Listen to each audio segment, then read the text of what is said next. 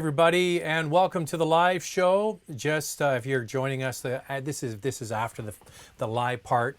If you're new to this, we do this every Sunday, Tuesday, and Thursday at the same time, 8 p.m. Pacific, 8 p.m. Eastern, 5 p.m. Pacific, and so we'll do this 3 times a week until we're allowed to go out regularly. I don't know when it's all going to end, but hey, we started a nice little community here. Lots of regular people checking in each week. We've got some new people. If you're new to the channel, I really need you to subscribe. That's important. Hit the notification bell as well so you'll know when we're getting these. So please subscribe to the channel. Tell your friends about it. Zach needs the help.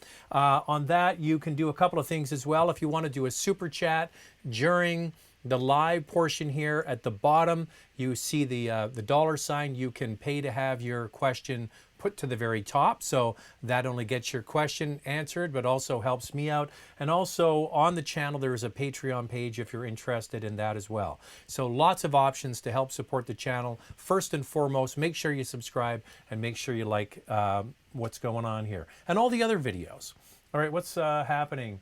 Gonna have some new videos this week, a new video tomorrow, and then another new video on Saturday. All right, let's get into the questions. Hey Zach, is there any benefit to using premium gas in a car that requires just regular? I know Mazda turbo engine labeled different output. How about other turbo engines like the GTI and the Hyundai 1.6T? Yeah, the Mazda engine is slightly different in that they do give you 2 different horsepower ratings if you're using premium or regular. The Subaru Forester XT with that turbocharged engine was the same.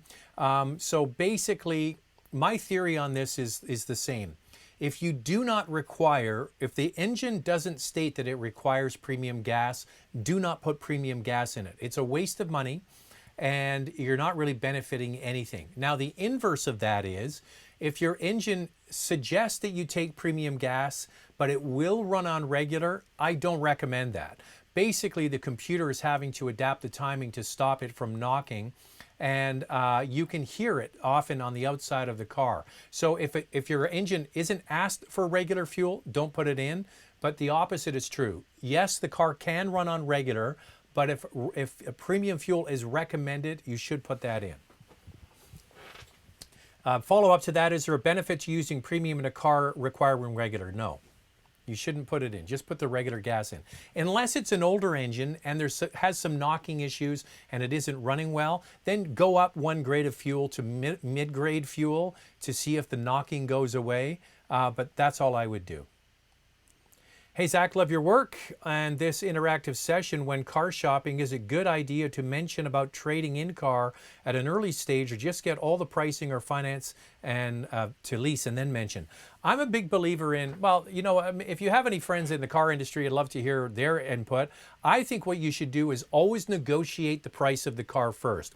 Don't tell them you're going to finance it. Don't tell them you're going to lease it. Don't tell them anything other than you want to negotiate the price.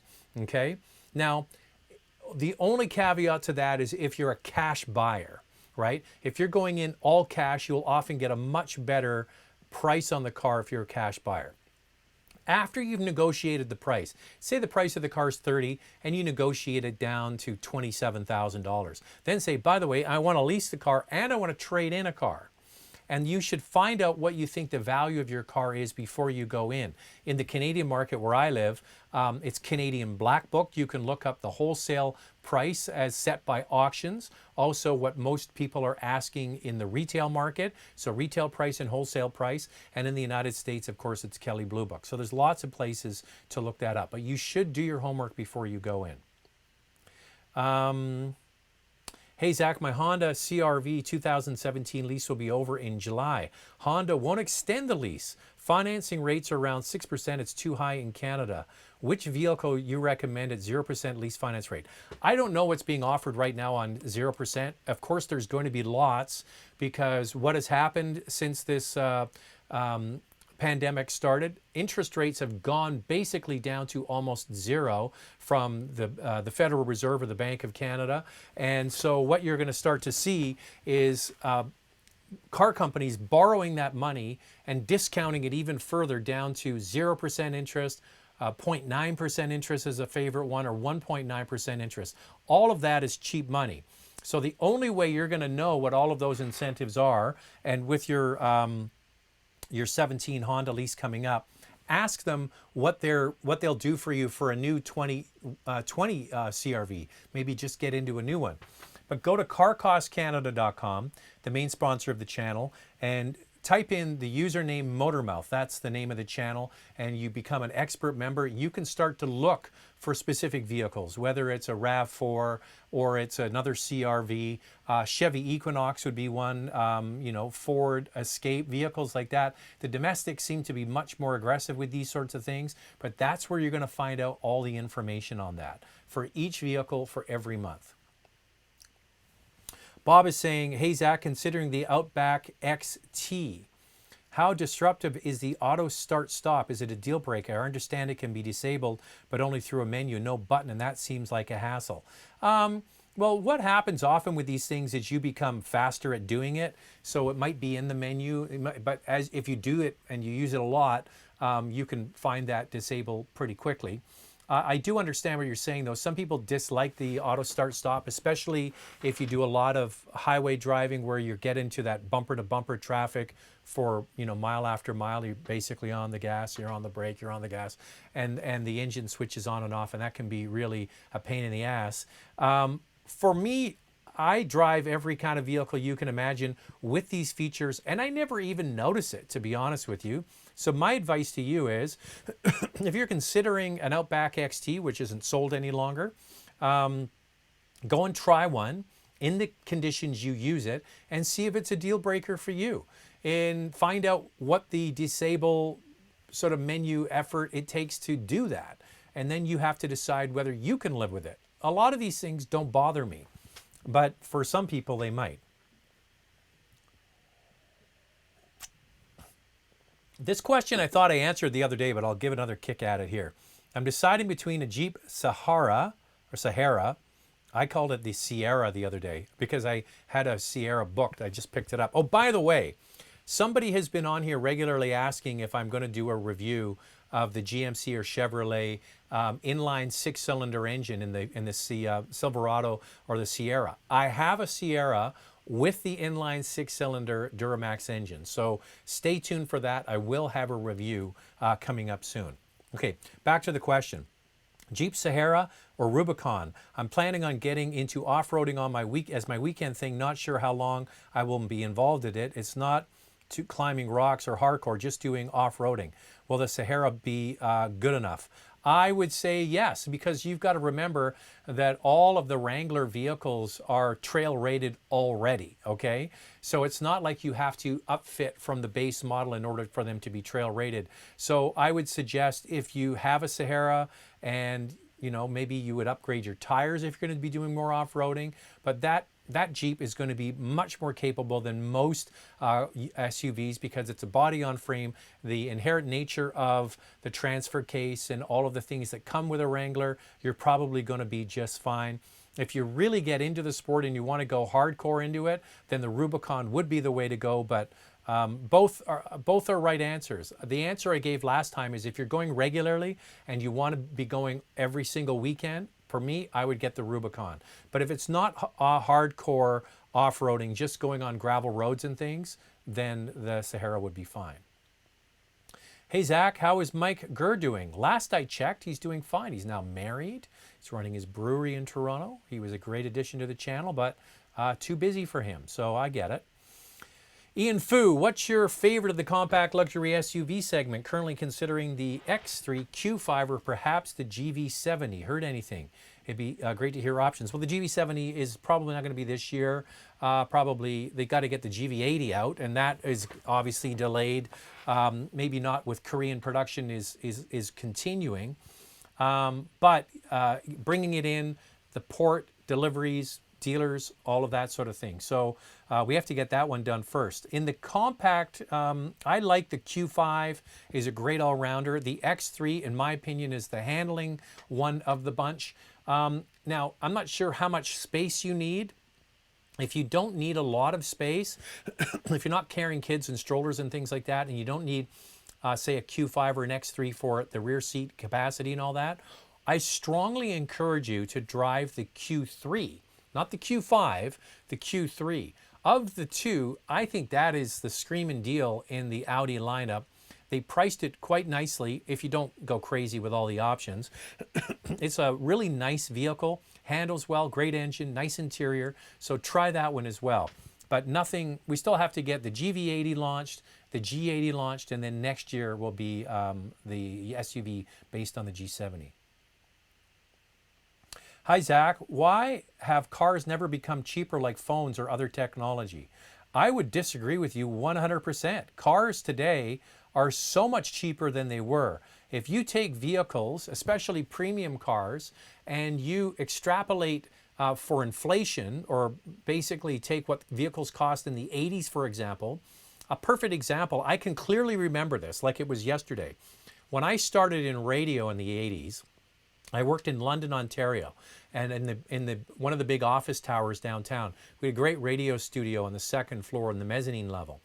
In the main sort of lobby of this office tower, they would park cars from one of the fancy dealers. One of them was the BMW dealership, and they had a 5 Series, a 535 there from the mid to late 80s. Wonderful car, by the way. And the price of that car was $55,000, okay, in the 80s. Now you think about what's in a 5 Series today. It's got advanced safety systems. It's got advanced, traction and stability control. Comes with standard all-wheel drive. It's safer. It's more fuel efficient. It's more powerful. It doesn't have that same engine, but the price is not too much more than what that car cost back in the 80s. Now, if you actually figure that out for inflation, that car should be way more expensive than it is today. So I disagree with you. I don't think cars, considering inflation and what you get in them, the content. Here's a perfect example. In the 90s, when I started reviewing cars, a Honda Civic had no wiper in the back. It had no right mirror. It had no power windows. You had wind down windows, and you had no air conditioning. So a Honda Civic was wind down windows, no air conditioning, no right mirror. Think about that. You had to pay extra for a mirror. You had to pay extra for a wiper in the back. All of that crap's included now. Plus you get forward collision warning, autonomous braking, all the safety features, air conditioning, cruise control, iPhone, Android. I mean, and the car now is still under $20,000. It's amazing what you get in a car. So I disagree with your premise. How do you feel about the auto service industry being deemed essential? I think it is essential because people need to get to work. If they're essential emergency responders, for example, nurses and doctors, and their car breaks down and they have to get it serviced. By the way, my car is in getting serviced today. It's getting a software update done on it. Yeah, I think it is an essential service. Maybe not the dealership sales side of it, but certainly for repairs. People are just saying hello, hello back. Ivan here from New Westminster. He's here near where I live in Vancouver, and he's talking about the weather. Weather here has been amazing. We live on what's called the wet coast. I don't think we had rain for a month. It's been sunny, beautiful weather. How is the general reliability of a U17 Hyundai Elantra with less than 60,000 kilometers on it? I wouldn't have a problem with that. I suggest what you do is you go and look up, for every vehicle, there is a web forum, a corresponding web forum of people who own the car and have questions and things like that. If you want to do more digging into that specific model, go and type in Hyundai Elantra or Elantra web forum and find out what most people have. So if it's a 17, what I suggest, Pratik, is that you actually try and get one with an extended warranty, a certified pre-owned warranty, which will cover you for probably another couple of years under warranty. I wouldn't think that would be hard to find a vehicle like that. Raul says, what do you think of the Volvo XC90 reliability? I'm on a real wait-see with Volvo long-term reliability. I have heard stories of them being unreliable. The early iterations of vehicles like the XC90 with the beautiful tablet style they came out with, I think it was 2015, it won World Car of the Year, all those kinds of awards, great design, all that kind of stuff. But the initial head units were slow and buggy. The ones I've been driving lately have been much, much better. And the reliability of the cars isn't, you can just look up Consumer Reports, you can look up JD Power. It's not at the same level as other brands. But I think it's improving because they've been making the turbo and supercharged engine now for many years. They have improved considerably the electronics in the car when it comes to the processing power of the head unit and things like that. So just go in with your eyes open and do more research. John says, Cadillac XT4, Lincoln Corsair, or Volvo XC40? Thanks. I would add in there the Q3. In my opinion, I think the Q3 is a great product, great all-rounder. The Lincoln Corsair surprised me. I really enjoyed that vehicle much more than I thought. I think that it handles way better than any of the other Lincoln products. Doesn't have that really floaty sort of feel to it. I thought that was very good. I think the XC40 has the best in use of interior space, of storage and map holders and pockets and things like that. Without question, that is like the IKEA vehicle. The way they've designed it is fantastic. And the Cadillac XT4 surprised me by how much I liked it. So these are all excellent choices. For me, it would come down to resale value. I would think that the Audi's probably going to be better than the Lincoln and the Cadillac and on par with the XC40. So what I suggest is you get out there and have a look at them. But the Corsair was a surprise, as was the Cadillac. But please add into your list the Q3. Russ Freed saying, hey, Zach, how's your new job? Well, yeah, we started at Motoring TV, for those that are not aware. Motoring TV hired me on to be one of the hosts, and we got 4 or 5 episodes done. And just like everything else in the industry, everything is on pause. So the good news is they're in a repeat cycle. So they produce 13 shows and then they repeat them. So the good news is, as this pandemic hits and industry is shut down, they have the repeat cycle. But yeah, it's going well. Hey Zach, new Cadillac CT5V will have a 6.2 liter V8 with 650 horsepower and a 6-speed manual, available at $80,000. The CTSV was never super popular. I never had a chance to drive the CTSV. My colleague Brian Chow went to the launch of it and absolutely raved about it. The problem is, and if you don't go to the launch, they don't often put one in the press fleet locally. These cars end up getting abused often. So yeah, I think the Cadillac, what they're doing with their cars is quite interesting. Every time I drive a Cadillac, I'm more impressed than not impressed with it. And I think that there's great competition with Lincoln, and I think that's good. That's good for consumers. A lot of their products I kind of like. I like the way they're going with the new Escalade and so on. So yeah, that's a lot of car for the money. But yeah, the CTSV, you know, one of my favorite cars is the CTSV wagon that was out several years ago. It's Kent Shadwick. Hey Kent. Kent and I have been back and forth with each other on email, and he'd been a guest on my radio show years ago. He says, greetings from Toronto. Our Toronto Hybrid and Electric Car Club is holding our monthly meeting right now, virtually. Hey, Kent, we'll say hello to everybody there. I think Kent came on, did we do a thing on hypermiling years ago? Yeah, he's into the whole hypermiling, electric cars, all that kind of stuff. Hey Zach, watching from Chicago. When will the next-gen Golf R be offered with a manual? Will the next-gen Golf R be offered with a manual transmission? From what I understand, yes. I don't think there's going to be any change there. And Howard, thank you for being here. As I'm not sure if it was you or somebody else. I went to Chicago for the very first time in October. Absolutely loved it. What a beautiful city. Absolutely gorgeous. Next question. Having visited Vancouver several times, I've noticed an abundance of expensive luxury cars. How do people afford such vehicles with the cost of living so high in Vancouver? Keep up the great work. This is one of the great conundrums about the city of Vancouver, where I live. It is one of the most expensive cities in North America and one of the most expensive cities in the world. But we have this sort of penchant for shiny, flashy things.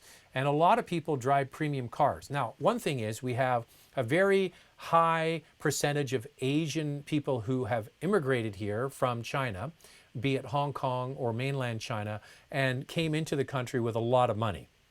And when you look at the cost of a Mercedes, Audi, BMW, Rolls-Royce, Ferrari, whatever it is, compared to what they cost in China, they're much less expensive here. So often, a lot of people, when they first arrive, they gorge themselves on high-end cars because it's so much cheaper than it is, say, in China.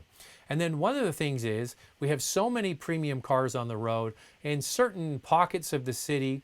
Some people would rather buy a used premium car than a new non-premium car. That keeping up with the Joneses. It's quite interesting. In other parts of the country, it's the exact opposite.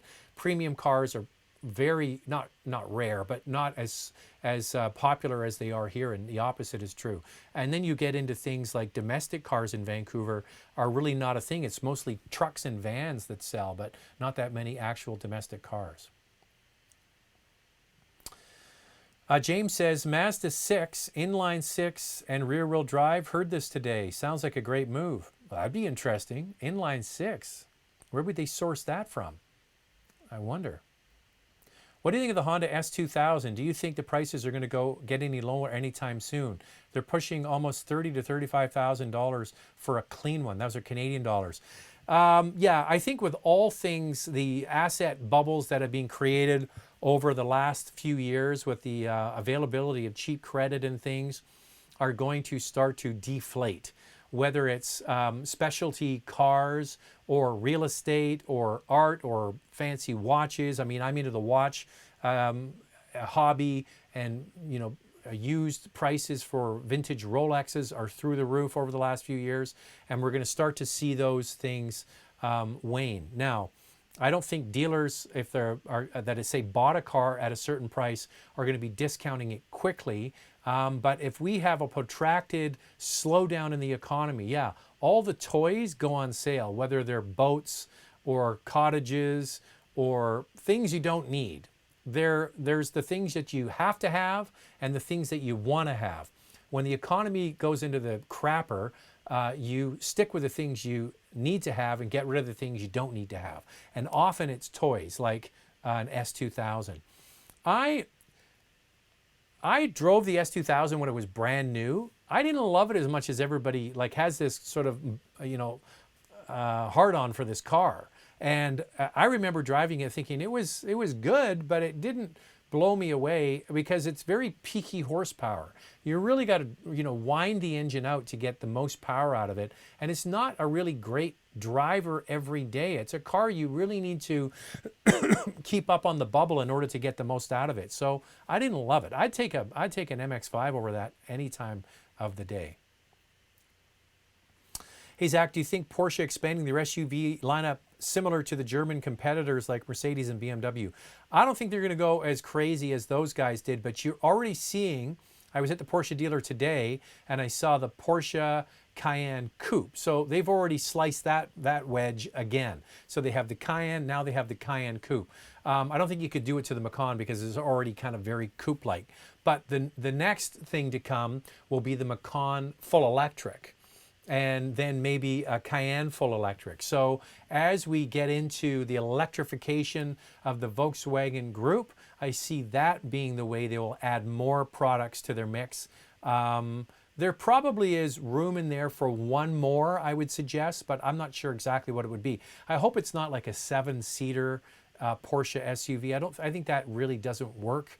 But there you go. I mean, they've added the Panamera, Sport Turismo, and then the regular Panamera. I don't really think that there's that much more room for it, but electrified for sure. With cars getting safer and more powerful, do you think highway speeds of 110 kilometers per hour should now be increased? The problem is when you set a speed limit, you have to do it for all vehicles. You can't have a speed limit saying, hey, if you drive a fancy import car that has, can do this, you get to go faster. And if you're driving a crappy old 10-year-old car that hasn't had new tires in 5 years, then you don't get to go that speed. So unfortunately, we set the speed limit for the lowest common denominator. Now, in parts of British Columbia where I live, the speed limit is 120 on the Coquihalla, and the Coquihalla connector In the United States, the speed limit on the major interstate freeways is 70 miles an hour. So I think that, you know, with cars being much safer and handling better and more safety features, you can put the speed limits up. But what happened is, in parts of where I live, they've actually put the speed limits back down in some areas because people go too crazy. The problem you have is when you set the speed limit, most people push over that. They try to cheat it as much as they can. So on the highway that I drive going up into the Okanagan, the speed limit is 120. It's easy to see people doing 140, 150. And that is fine if you have a nice, you know, good handling car, in my opinion. But if you don't, that's not pretty when things go sideways. Roy Park, hey Zach, how important do you think it is to have a power liftgate on an SUV? I love everything about the Seltos, but I'm missing power liftgate. Here's my take on all of these things. Once you've had a heated seat, you're never going to a car without a heated seat. Once you've had a car with a heated steering wheel, you're probably not going to get another one without it. Once you've had a power liftgate, you're probably never going to buy another SUV without it. So you're kind of answering your own question. Is it important? Yeah, it's important to people who have always had a power liftgate, but this vehicle isn't in that class, right? So you think about, you know, direct competitors with the Honda HR-V, the Toyota CHR, the Kia Soul, and so on. None of those have power liftgates. So you have to think about what it's up against. But would I go back from having a power liftgate? Hell no. Hey Zach, your thoughts on the Ford Explorer ST. Now, I did promise to get that vehicle back. I did a short drive of it in Salt Lake City area last year. And I only had the vehicle for a short period of time. So there is a short video on the channel on the ST. And I said I would get it back. Unfortunately, they do not have an Explorer ST in my local press fleet. They only have the regular Explorer.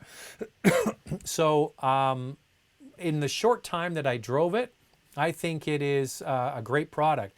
If you think about the Aviator that uses the same platform, you get with the ST the same engine, the 3-liter twin turbo.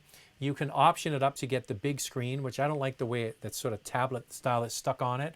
But this rear platform, the rear bias platform that they have, I think really works quite well. In the short time I drove it, I thought it handled particularly well. It felt much more like a European utility and not like what you're used to experiencing with the domestic manufacturers. Hey Zach, I love your reviews. What's your top pick in compact luxury SUVs, especially if you're planning to keep it for long? I kind of went through that earlier, compact luxury SUVs. I think the one that's kind of leading, in my opinion, is the new Q3.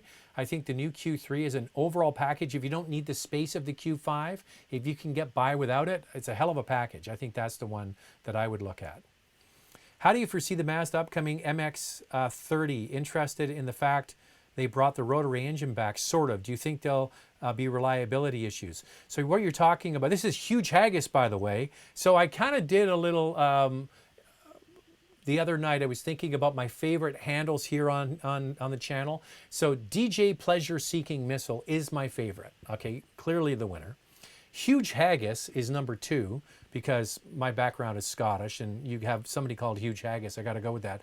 And I think Charlottetown Spud is my 3rd. Charlottetown Spud, a clever sort of cheeky reference to being from PEI. So those are the 3 right now. The MX-30. So if you're not aware, this is the electric vehicle that Mazda is bringing to the market, and they will be bringing it to the Canadian market. I know that. So they have a small battery and a lightweight car, because batteries add weight and they add basically expense. And they've gone for a rotary engine, which will run at a steady speed as an onboard generator, a range extender. So that's the way they're going about it. I haven't driven it. My colleague Gabriel Jelena from Quebec had a chance to drive it in Japan last year. And he's one of the judges for the World Car of the Year Awards, so he had a chance to drive it, and he said it was fantastic. He said it handles beautifully, and because it's so lightweight. But from what I understand, it's going to kind of be kind of one and done with this, I think, because now they've teamed up with Toyota to produce future electric vehicles and hybridization and all those sorts of things. So this was their effort to do an electric car. Whether they follow up with this technology, I'm not sure. Will there be reliability issues? I don't know. They've been making rotary engines for a long time. And the great thing about electric cars is that they are, you know, they don't have a lot of moving components. Mercedes-Benz is better than BMW, and that's a fact. Well, there you go. You got that out of your system. I'm glad. Okay. I started a new role at work that is 75 to 100% travel domestically. Would you recommend collecting frequent flyers for Westjet or Air Canada? The Westjet dollars look quite appealing. It's quite interesting you ask this as somebody who flies a ton normally. What I would say, this is kind of off topic, but if you're kind of interested in the aviation game. So I fly, for the last 4 years or 5 years, I've flown 200,000 miles plus with Star Alliance, which is Air Canada. And the one thing I will say about Air Canada, if you're going to be flying 75 to 100,000 miles a year, especially if you do over 100,000 miles, you become the top flyer, which is what I am. And the great thing about Air Canada is if you become a super elite, I have my new, I haven't even used it because we're not flying right now. They sent me my super elite 1 million mile badge, my new one. I haven't used it yet because we're all grounded. When you become a super elite flyer with Air Canada, they treat you very, very well. Access to the lounges, of course. Also, when you're stuck somewhere, like if you're going to be flying domestically and you're in Saskatoon and it's a snowstorm and you're going to miss a connecting flight, you get on the call with the concierge, the super elite desk, and they treat you really, really well. And a lot of people who don't fly all the time crap on Air Canada. As someone who flies all the time with Air Canada, they are a fantastic airline. And when you're a top flyer with Air Canada, as I am and have been for many years, they treat you very, very well. You don't have lounges with Westjet the way you do with Air Canada. And when you do fly a lot, like you're going to be, you spend a lot of time sitting in lounges. So it's definitely worth it. I say Air Canada. All right, Paul says, Car Cost Canada shows that most customers are overcharged. Is it time for manufacturers to sell directly to customers like Tesla? Well, the problem is you have so many people that have invested their life savings in the model of the dealership network, right? A franchise. You buy into a franchise, if it's a Honda franchise or a Chevy dealer or whatever it is, you've paid for that, okay? And you've got to remember, Car Cost Canada shows that most customers are overcharged. What Car Cost Canada is showing you is the information to get you a better deal. And they're obviously, people are buying them at the dealer by using that service. So they're showing you the discounts, the available rates, anything that they can offer that is through their service. But yeah, I don't think that car companies would charge less. They'll just cut out the franchise owners. And I don't think we're going to see that. And one of the problems Tesla has is that when they sell a lot of cars is the repair centers, and we hear lots of stories of people waiting months to get their car serviced. So the one thing that's nice about having a brand name car from a dealership network is if you're anywhere in North America and you have a Toyota and it breaks down, you can take it to any Toyota dealer anywhere, be it a small town or a large town. So I don't think that it's going away anytime soon. They're going to be much more creative with selling directly to you, but the transaction will be completed at the dealership.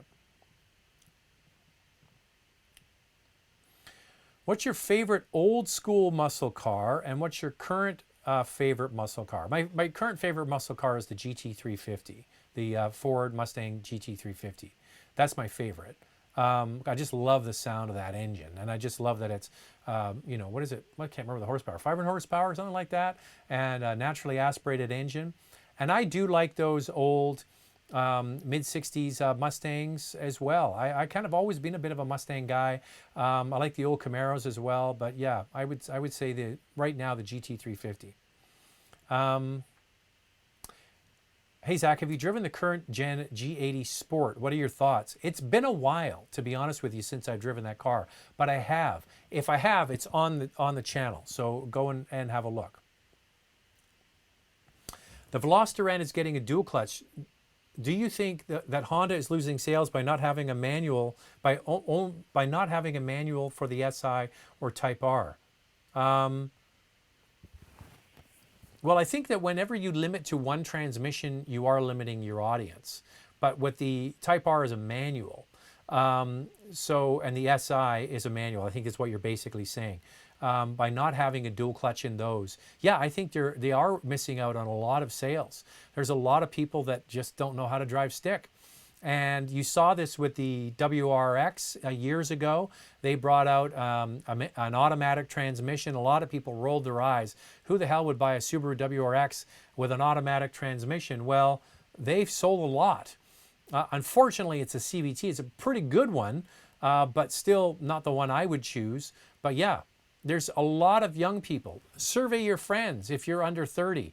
How many of them know how to drive stick? It's shockingly few. So yeah, I think that when you don't offer an automatic transmission, it certainly limits your market.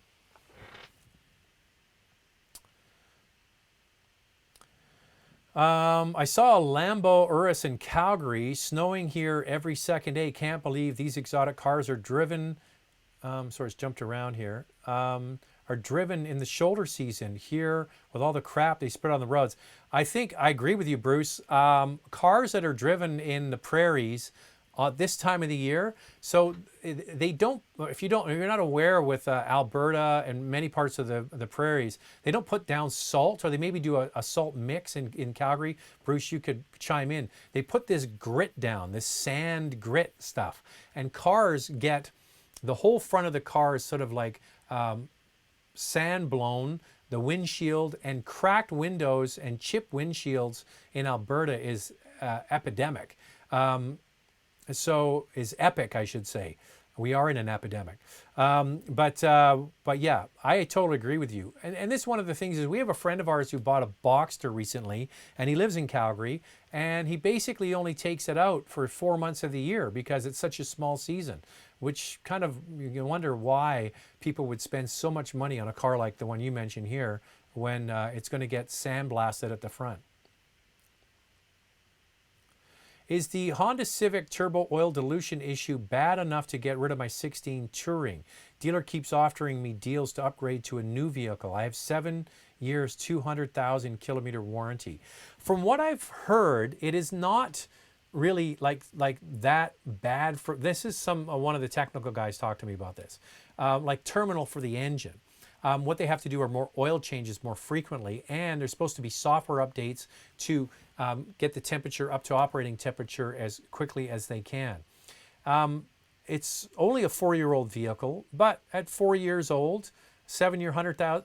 Here's a perfect example of what I talk about with buying extended warranties. I'm not a big believer in buying extended warranties when the vehicle is new. So here's a perfect example. Sure, you're into the 1 year of your extended warranty, but if you are buying a brand new car, do not pay for the extended warranty when you buy the car brand new. You already have warranty from the manufacturer for, 3 or 4 years, depending if it's a premium car or not. Only buy the extended warranty when the regular warranty is ending. You have duplicate warranty. Why would you do that? So you're kind of in these golden handcuffs. You've paid all of this money for this extended warranty, or maybe you bought it with the extended warranty, I'm not sure, but you paid for it either way. And now you're wanting to keep it because it has that. So what I suggest you do is, if it's a concern for you and you're worried about it, maybe take them up on their offer to see what they can offer you. The thing is, there are going to be good deals on cars. So if they're offering you a screaming deal to get you into a new one, consider it. Or take your chances and keep it going, and find out from your service advisor what the protocol is if you are experiencing this oil dilution issue. If you're driving your car a lot, and you have the engine warming up, and it's not really an issue. It's cars that are not driven that much and that don't fully warm up seem to be having this issue the most. We have a super chat. Hey, feel free to do the super chat and support the channel with some of your cash. And then we'll get the questions done here. Delta Echo Echo, DEE. D, I guess. Your name is D. Hi, Zach. Keep up the great work. Do you think the 2020 Ford Escape Hybrid all-wheel drive is built Ford tough? How much durability testing do they do on this? Well, the hybrid was only front-wheel drive, wasn't it? Am I wrong on that? They do a lot of testing. Like when a vehicle is tested and brought to market, there are thousands and thousands of hours. There are thousands of hours done in labs. They test these things quite thoroughly.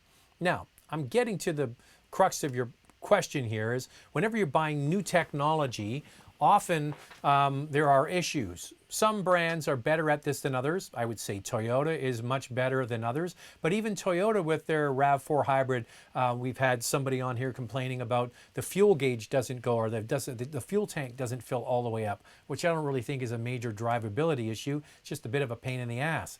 But yeah, if you're worried about having a first gen of anything, then don't buy it. But yes, they do considerable amount of testing.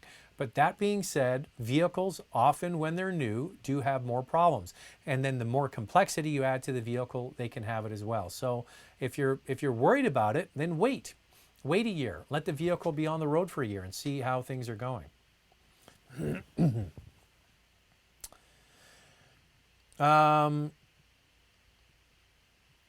Turbo S Belafonte. Absolute modern cars are incredible. My Elantra Sport is quicker than my pal's big block old muscle cars. You know what's interesting? Have you ever seen some of those videos? They like they say they don't make them like they used to. Well, thank God they don't make cars like they used to. Cars, go and watch. There's some videos on YouTube where they take like an old Volvo and crash it into a new Volvo, or they take an old Chevy and crash it in like an old Impala and a new Impala. The old cars just crumple up. The crash test dummies flail around. The technology that is in a modern car today is astronomical. And for a lot of people, having the ability to just start your car, drive it, fill it with gas, and have the oil changed, once or twice a year, and that's all you do to it is unbelievably incredible to me. You think about computers. You have to update computers all the time. Oh, it froze. I've got to do Control-Alt-Delete. I've got to do a hard boot on it and all these sorts of things. I wish we could get the technology that we use often like our phones and our computers to work as incredibly reliably as cars do. I mean, you think about what you're dealing with a car with thousands of parts, all of these computers on board, and you start it from minus 40 degrees all the way up to plus 40 degrees Celsius. That's a huge spread, and it just works. It's mind-boggling. So I'll take a modern car over an old car anytime. Was the 190E ever sold in Canada? I never saw one on the roads. Yes, of course, the baby Benz for sure, the 190E. Diesel or hybrid, which is better for the environment? Well, Paul, this is a good question, actually. If you look at what happened in Europe over the last 10 years with the infiltration of diesel products, diesel vehicles are better for the environment if you're basing it just on greenhouse gases. Because you can have a small diesel engine that is using very small amount of fuel, okay? But the way vehicles are tested is on greenhouse gas emissions, which is a function just of how much fuel the vehicle burns, so how many miles per gallon. The other part of the equation are the low level pollution, the nitrous oxide, the smog forming particulates, the stuff that makes our atmosphere look polluted, and like you would see in California in the 70s, those pictures of Los Angeles with all the smog over it. By the way, you cannot see CO2. When someone shows you a picture of a smokestack at a refinery or a tailpipe of a car, you can't see CO2. Those are the smog-forming particulate matter that you have to deal with. So on one hand, you can have, on the greenhouse gas front, diesel cars be more efficient than some hybrids, but on the gasoline hybrid issue when it comes to particulate that's going into the atmosphere, they can often be cleaner. Does that kind of answer your question? And that's why when a lot of people say, oh, I want to go pure electric, where's the source of the electricity coming from? In places like Quebec and British Columbia, where we get majority of our electricity from spilling water over a dam, there's no carbon emitted to make that. But if you live in jurisdictions like China, where most of the electricity is created using coal, then it's really not that much of a benefit. How is the manual on the G70? I read it's not a good manual at all. Why don't manufacturers spend money to make their manuals as good as possible? Maybe more people would buy.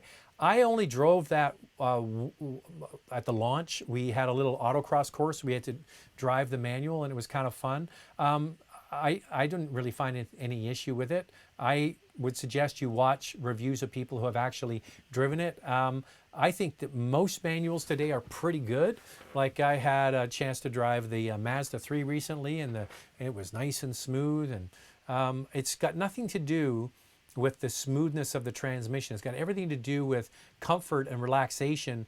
And people have put in a long day at work, and they're in an hour of bumper-to-bumper traffic. They don't want to be on and off the clutch all the time and changing gears. You set it and forget it. You put it in drive, and the car now often will even do the driving for you in those situations. So that's why manuals aren't taking off. We have so much traffic. Well, not now, but we do typically. Are Range Rovers reliable? Well, not as reliable as other brands. I think they're getting better, but no, they are not. If you look at all of the metrics, whether it's Consumer Reports or JD Power and others, they are below the industry average. But I've talked about this many times. There's the actual reliability of the car, like it needs to go back and things need to be taken care of at the dealership. And then there's the pleasure of owning a vehicle. And often the pleasure of owning the vehicle is higher than the pain it takes to keep the vehicle running. Excuse me. And Range Rover is one of those brands where people who have them love them. They love that command seating position. They love the looks. They love the go anywhere attitude. They like the interiors, which are pretty comfortable, especially that command seating position. If you've never driven a Range Rover, it's got this amazing captain's chairs, and you see the whole world unfold in front of you, and you just feel like you could drive anywhere, and you pretty much can. So people like them, and often people will have more than one. So they're willing to put up with the pain because the experience is good. It's like some relationships. Not mine, of course. Mine's great. But what I suggest to you is there are other brands that are like that. Mini is another. Mini cars maybe are not as reliable as others, but the fun factor is way off the chart. So people are willing to put up with some idiosyncrasies because they enjoy the car so much. That's kind of my answer. Pierre Lambert, hey Zach, would a 2020 Toyota Tacoma 4x4 with off-road package suffice on very rough logging roads? Great to see you always, and take care. I would say, yeah, I would say that you probably would be just fine with that. The only issue you might have to consider is if you're going over, steep bumps and you don't want to get centered, right? Like with the long wheelbase of a pickup truck. And this is the case with pickup trucks generally, where SUVs, often you can get a shorter wheelbase, so going over bumps, but often you can do that by going on an angle. That's one thing to think of. But I would suggest that you would probably be able to get most places with that truck, for sure.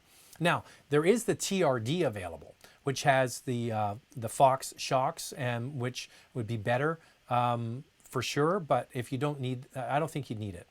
A big part of driving off-road and going places is the old brain and knowing how to drive and knowing where not to go and where to go. I think that's the big part of it. Thoughts on the Jeep Grand Cherokee SRT? Well, first of all, one hell of a vehicle. I'll say, I am a huge fan of the Jeep Grand Cherokee. I go on about this thing all the time. I love the Jeep Grand Cherokee. I think it's a great product. It's the right size. You're seeing all of these other brands come back to the marketplace with 2-row, 5-passenger utilities. Think the Honda Passport. What's another one that has just come out recently? The Passport's one for sure. Kind of going back to the way mid-size utilities used to be. It's roughly the same size as the car I have, which is a Cayenne. I just love that shape and size. So first of all, the reliability of the Jeep Grand Cherokee is one of the best that they make and is quite good. And I know that for a fact because Dave Sargent, who's the head of automotive for JD Power, had been a guest on my radio show for many years, and he has a Grand Cherokee, and I asked him, and he says it is a standout when it comes to FCA reliability. Now, when you add on the SRT, you're adding on a whole lot of gas. The thing loves gas. Now, it is a bit of a handful because it's got very wide tires, and if you're driving on any kind of rutted roads, it can tramline a little bit where it kind of gets caught in those grooves. So really nice on a beautifully paved roads, like fantastic. But if you're driving in a lot of uneven pavement, just pay attention. If you drive in an area where you have a lot of potholes, like it would be a little bit crashy in my opinion. But if that's the case, then you can just get a regular Grand Cherokee with a Hemi, which is still plenty powerful. Hey, Zach, are you itching to get out to a car launch sooner than later? Well, yeah, I usually go with my buddy Brian Chow. Hey, wait, that's Brian Chow from Everyday Reviews. Yeah, so as you know, I travel a lot with Brian Chow from Everyday Reviews. And yeah, we joke that he's my road wife because we travel together so much. It's a lot of fun hanging out with Brian. So yeah, I kind of miss it, to be honest with you. Looking back, we do over 200,000 air miles a year and gone about a third of the year. So 365 days a year, probably spend about 100 nights a year in a hotel. So being home for this long is a bit odd, but nice. I'm getting a lot of yard work done, getting a lot of projects done, spending time with my beautiful wife who's on the channel. It's been fun. It's actually been a nice change. Why did Acura price the NSX so high? I wish it was affordable, maybe $100,000, $120,000. It might be something they have to look at now that you got the Corvette, the C8 out there. The vehicle has not sold as well as they had thought. In my opinion, they took way too long to launch it. They teased it, showed it, teased it some more. And by the time it finally came out, the excitement was gone. And yeah, it's something that they could do. This is how you get out of it. You come up with an update on it. Change, nothing too crazy. Change the front and rear bumpers a little bit, change the lights, and call it the new updated one. Oh, by the way, and it's also a lot cheaper. That's how they'll get out of it. But I don't know how much it costs to make them. It could be a very expensive car to make. Where do you rate Subaru for reliability compared to the top usual suspects? I was pleasantly surprised how much I liked the Forester with the CVT. Well, it's a brand that doesn't have as high reliability ratings as you would think. And if you look at the consumer, not the Consumer Reports, JD Power initial and durability studies, they don't rate that high compared to a lot of other import brands. But same thing again, the pain versus the pleasure. People that own Foresters and people that own Subarus absolutely love them. They're huge advocates for the brand. So the Forester with the CVT, it's a good CVT. I would say that of brands that have CVTs, I think that Subaru does one of the better ones. If you can find, I don't know if you're looking for a new or a used one, if you could find the Turbo, the XT with the CVT, it has the higher performance CVT transmission. I hate that, by the way. I made my own mistake. It's not a CVT transmission. It's a continuously variable transmission or a CVT. It's not one or the other. It's like ATM. Automatic teller machine. So if you're looking for used ones, you can get the Turbo with the higher performance CVT is really quite good, but not at the same level as a Lexus, not even close. Why does Audi not have the same brand presence as Mercedes and BMW? Well, you got to remember, 20 years ago, Audi was kind of like a one-car line. They had the Audi A4. Now think about what Audi has been able to do in the last 20 years. They've been able to create a whole brand based around all of their vehicles. And if you think about what they've been able to do in comparison to Mercedes-Benz, which is the oldest car company on the planet, Daimler started with the first gas-powered buggy over 100 years ago.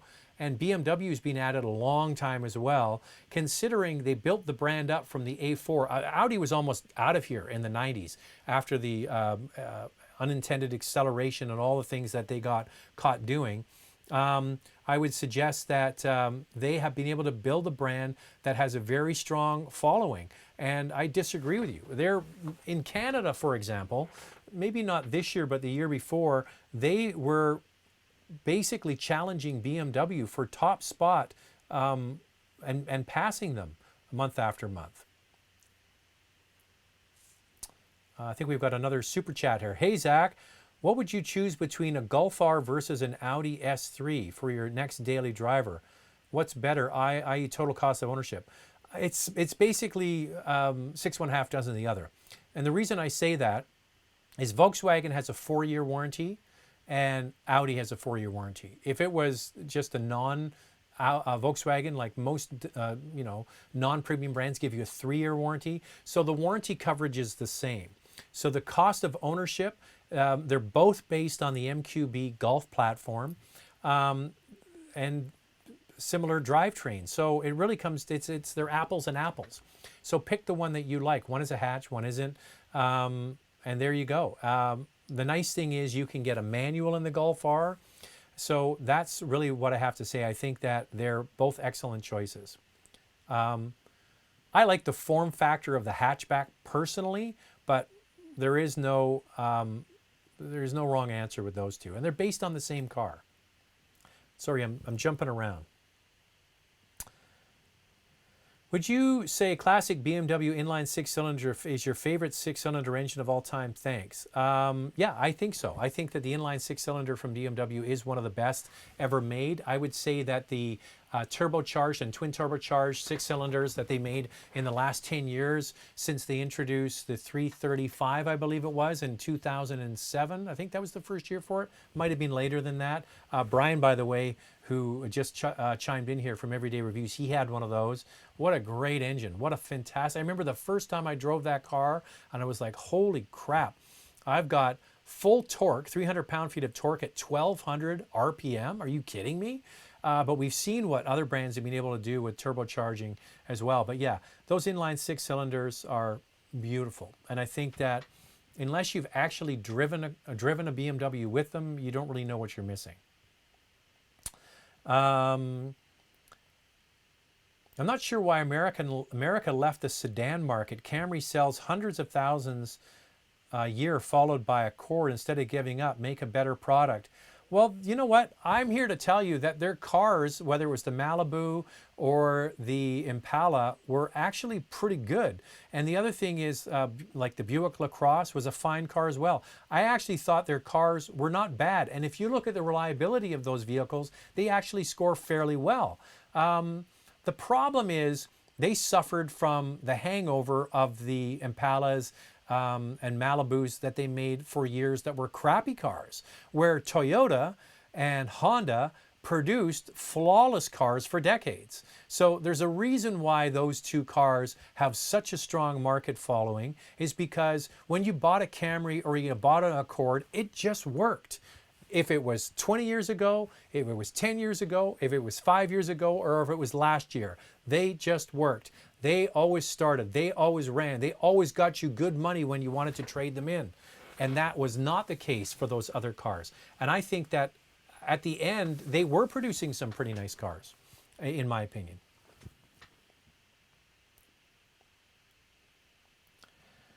Hi from Montreal, new Rogue 2021. It is long overdue for an update. Yes, I think that you consider what is out there with the RAV4. CR-V will be coming along with something refreshed as well. Yeah, so they're going to be due for something as well.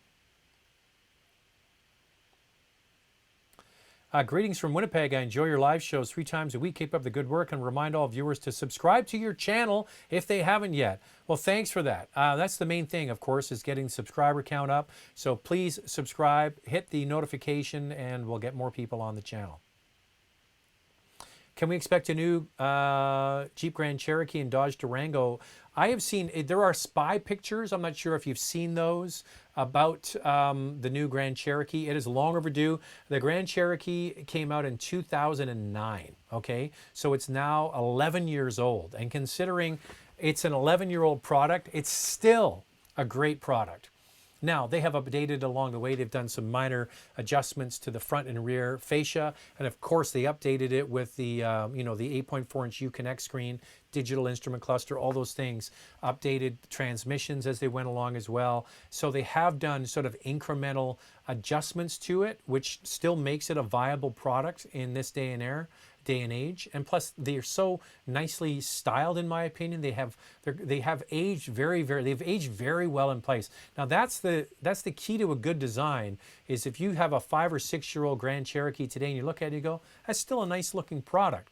But yeah, they're overdue to be redone. I have seen some spy sort of pictures online. The head of Jeep is a friend of mine on Facebook. His name is Christian Mounier. Used to be the head of Nissan Canada, then went on to be the head of Infiniti Worldwide, and then got poached over to FCA to launch and help the Jeep brand continuing to grow. I asked him on Facebook, any updates on the Grand Cherokee? Crickets, got nothing back. They're not going to say anything, but you can see some spy pictures I've seen out there. So all heading in the right direction. From a sports car point of view, do you think air suspension is better than springs and shocks? No, I do not. I like a passive spring and shock, in my opinion, or I like an adaptive shock. Okay, so the spring remains the same, but the shock absorber changes the dampening rate.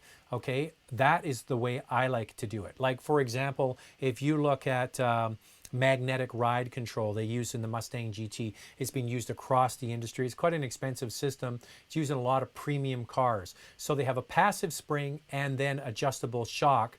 I don't like air suspension at all in any vehicle. There's not very many vehicles I do like air suspension in. So that's just my point of view. I like the predictability of the way that the spring is going to rebound time after time. Time after time. Don't get me singing.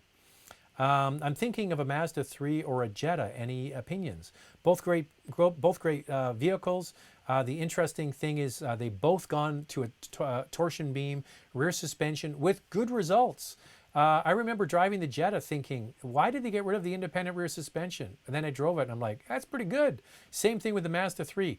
They got rid of independent rear suspension. Wait a second, it's pretty good.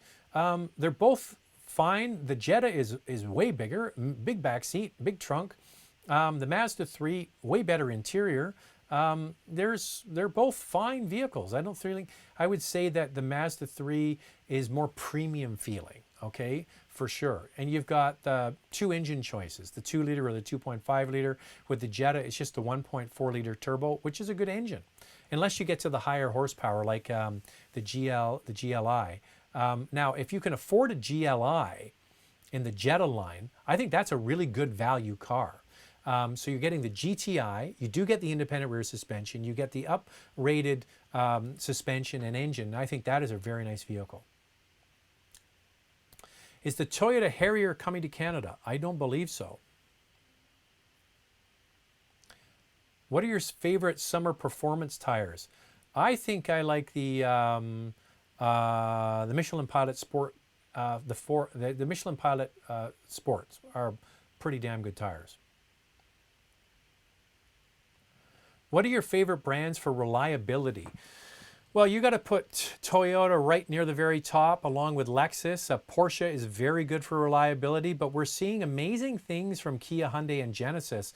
Their reliability ratings are just skyrocketing. In fact, those brands are now dominating initial quality, and for the first time Genesis won overall for the first year it qualified for the dependability study, which is 3 years. So those brands are proving time and again that they can produce high quality cars. So yeah, and some of the thing is that a lot of brands that you perceive to have high quality don't, and some that you think are crappy are really quite good. For example, a lot of the domestic brands perform better than the industry average when it comes to reliability. Buick is one that has always been sort of in the top 10 year after year after year for like 10 years. Highly reliable cars, and a brand that people just don't think about. And you're seeing quality scores go way up from brands like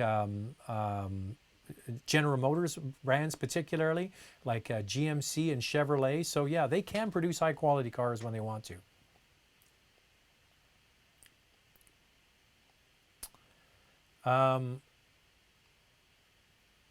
Somebody's asking why we go through dealerships for cars. I think I mentioned that because of the people have paid to be a dealer. It's like you know, you pay to have a Subway sandwich store, and all of a sudden Subway says, forget all that money you spent on the Subway sandwich store. We're just going to sell. We'll use Uber Eats and send them directly.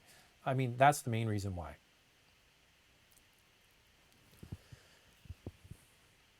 What happened to the SRT Viper? People wanted an automatic, but FCA never offered it. The Viper just lost its mojo. I mean, they brought it back, and it never. And plus, the thing is with, you know, muscle cars like that, it's a very small market. I mean, they're not big numbers that they make these cars to start with. I think the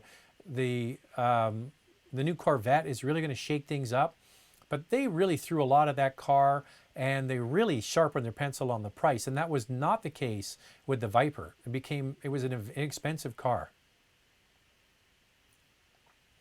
Why does the Honda owners with the 1.5 turbo worry about so much about the reasons oil dilution issues happens? It's because you start the car in cold, instantly drive, and turn it off, and then the car needs to warm up. So this is back to the old oil dilution issue with the 1.5 liter turbo. It's happening to engines that are they don't heat up all the way. Now, one of the knocks against that is that even people who have driven long distances, the car never fully warmed up. And I had emails from people saying, I drive 20, 30 minutes to work, and the cabin never really gets warm in the car. So what I'm understanding is that they are now changing the software to get the engine up to operating temperature sooner. And this oil dilution issue is for cars that are not driven very far in cold climates, and the car doesn't get up to operating temperature. And they're saying that they can fix that with software updates. We'll have to wait and see. And that is now the new protocol moving forward. Will Genesis reduce price of the GV80 since they have a no haggle policy? I don't believe so. I think that they're not going to drop the price. They might offer, the way they can gin things is they can give great interest rates. They can give higher residual values. Those are the sorts of things that they'll do. Hey, Zach, thanks for all the extra live chats. Keep up with all of your, I can't keep up with all of your plaid shirts. You know what's interesting? I was in the closet, they don't say the joke, I was in my closet looking at shirts. I got a lot of plaid shirts. But the thing is, when you go into a store and you go shopping for guys' clothes, there's a lot of plaid shirts. What's your opinion on the 19 MDX or 19 Passport? I have been researching them both and would love to know your thoughts. I enjoy your channel.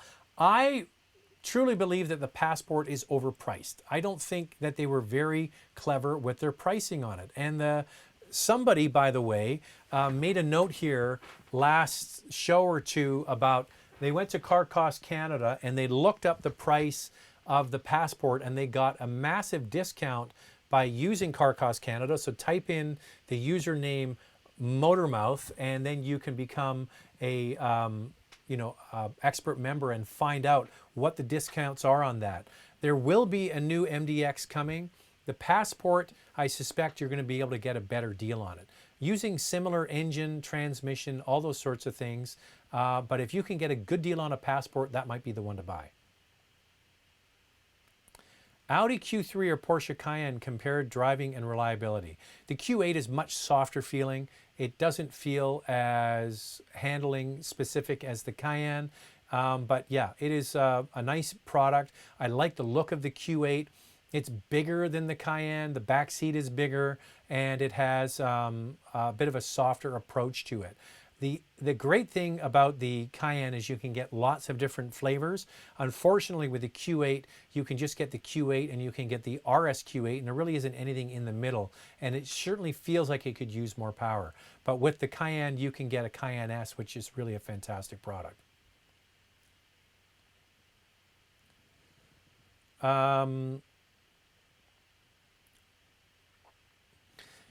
Hey, thoughts on trading in a Stinger GT for a Mercedes GLS 55? Why not? Go knock yourself out. Somebody is saying audio is out of sync. I check this every time, and a lot of people last week or the other day said the same thing, but then other people said it was fine. So I'm not sure why that's happening.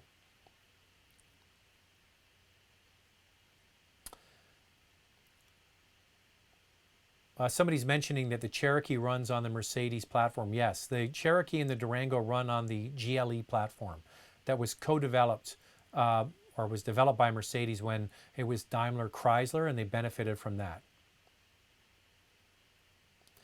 Should I buy a 2019 Audi Q7 getting a great Corona discount? Why not? If you like the product, there's nothing wrong with it. I think it's a fine vehicle. Now, does that have the new head unit in it? I think they did. We should double check because that was one of the things they changed was the head unit. I'm not sure. I think it is. It was updated for 19. But find out about that. There's absolutely nothing wrong with it at all. And if you're getting a great deal on it, go for it. This is the thing. If you have an ability to buy in these down times and your job is safe or you have the money, this is when you're going to get some good deals. And the deals are only going to get better in the months to come, which is why you should sign up for Car Cost Canada and use the promo code MOTORMOUTH, and you can become an expert member. Well, I just want to say that we're up against the clock today. Thanks to everybody that came on board. If I didn't get to your question, I do read them all. We're here 3 times a week. Sunday at 5 p.m. Pacific, 8 p.m. Eastern. Tuesday, same time, and Thursday, same time, 5 p.m. Pacific, 8 p.m. Eastern. So 3 times a week. If you didn't get your question today, you can certainly go and find that out next time, which is Thursday night. And don't forget to subscribe. Thanks to everybody that watched. We'll see you next time. Bye now.